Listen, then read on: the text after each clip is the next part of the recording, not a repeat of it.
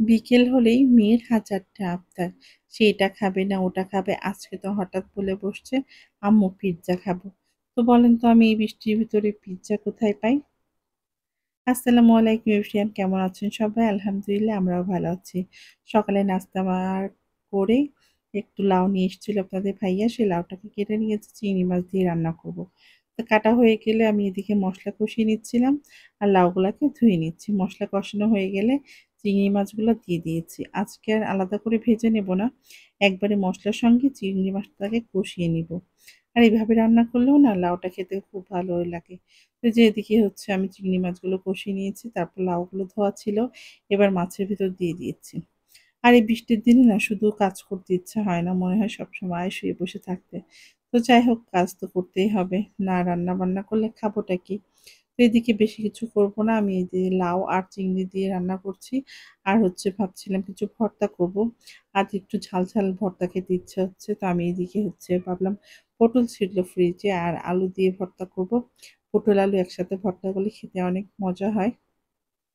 আর এদিকে আমি লাউটাকে খুব ভালোভাবে কষিয়ে নিচ্ছিলাম মসলার সাথে। তারপর হচ্ছে আমি লাউটাতে একটু পানি দিয়ে দিব সিদ্ধ হওয়ার জন্য। তারপর ঢাকা দিয়ে আমি হচ্ছে এদিকে আলু আর পটল ছিলে নিচ্ছিলাম, ওগুলাকে ভাতে দিব।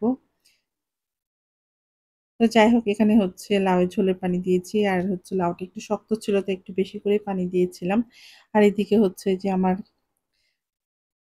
পটল আর হচ্ছে আলুটা সেদ্ধ করা হয়ে গিয়েছিল, তো আমি এগুলো ভর্তা করে নিচ্ছিলাম। আর পটল আলু একসাথে ভর্তা করলে না খেতে ভালোই লাগে। পটল যেহেতু একটু পানি জাতীয়, তো ভর্তা করলে পারে শুধু পটল তেমন একটা ভালো লাগে না, পানসা পানসা লাগে আমার কাছে। আর আলু দিয়ে ভর্তা করলে না খেতে অনেক ভালো লাগে। তো আমি এই যে আলু দিয়ে পটল ভর্তা করে নিয়েছিলাম, এবার হচ্ছে ঝাল ঝাল করে ভর্তা করেছিলাম। আর ঝাল ঝাল ভর্তা না খেতে খুব ভালো লাগে। তো এই যে আমি এখানে হচ্ছে পটল আলু দিয়ে আগে খেয়ে নিচ্ছিলাম, তারপর হচ্ছে চিংড়ি মাছ দিয়ে খাবো। তো এই যে আমার খাওয়া হচ্ছে হয়ে গিয়েছে। তারপর বিকেলের দিকে তো মেয়ে বায়না করেছিল যে তাকে হচ্ছে পিৎজা বানিয়ে দিতে, তো বাসায় তো চিজ ছিল না, সেই জন্য হচ্ছে পিৎজা বানাতে পারি নাই। আর হচ্ছে এখানে আমি তার চিপস ভেজে দিচ্ছিলাম। এই চিপস গুলা না খেতে ভালোই লাগছিল, আর এই ঠান্ডার দিনে বিকালে একটু কিছু খেতে মন চায়। তো আমার আবার ছোলা মুড়ি হইলে পারে খেতে ভালো লাগে। আর চানাচুর দিয়ে শুধু মুড়ি না সেরকম একটা ভালো লাগে না খেতে। তো যাই হোক, এই যে মেয়ের আবদারে তার জন্য হচ্ছে চিপস ভেজে দিচ্ছিলাম। আর সন্ধ্যা হলে বাচ্চাদের কথা কি বলবো, বড়দেরও এটা ওটা একটু খেতে ইচ্ছা হয়। চায়ের সাথে বিস্কিট কিংবা হচ্ছে পেঁয়াজু বেগুনি আলুর চপ হলে ভালোই হয়। আর এখানে যে আমি হচ্ছে চিপস গুলা ভেজে নিয়েছিলাম।